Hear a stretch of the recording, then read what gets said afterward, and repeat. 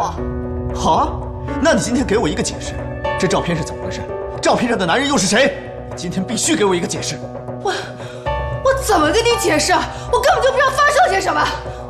别走，贺锦熙，你告诉我，这男的到底是谁？你们俩到底干了什么事儿啊？你先放开我！你有什么话不能好好说？你放开我！我是你老公，我有权利知道真相。你快说！我什么都没干过，我说什么呀？你放开我行不行？你干嘛？说，顾长。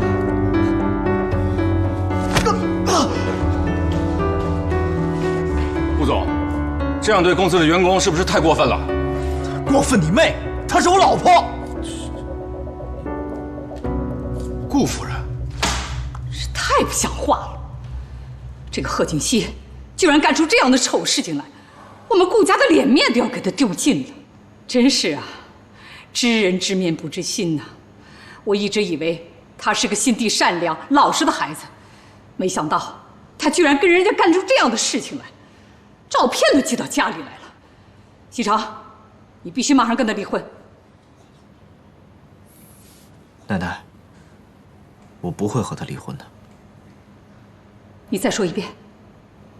这么一个道德败壞、淫亂的女人，你居然不想跟她離婚？奶奶，我刚刚看到照片的时候也很气愤。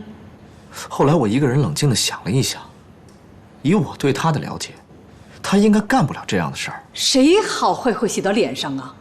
我告訴你，我們顧家沒有這種傷風敗俗的媳婦兒，趕緊把她給我趕出去。奶奶，您別生氣，我覺得這件事情裡面一定有什麼陰謀。你還在為她說話呀？照片都放在這兒了，人證物證的，你還有什麼不信的啊？您先冷靜一下，給我一點時間，我一定會把這件事情查得水落石出，給您一個交代。哎，你是孩子，你要氣死我呀你！老夫人，老夫人，您就相信少爺，再給他點時間吧。好，我給他時間。要是這件事情屬實的話，你看我怎麼整治那個賀錦熙。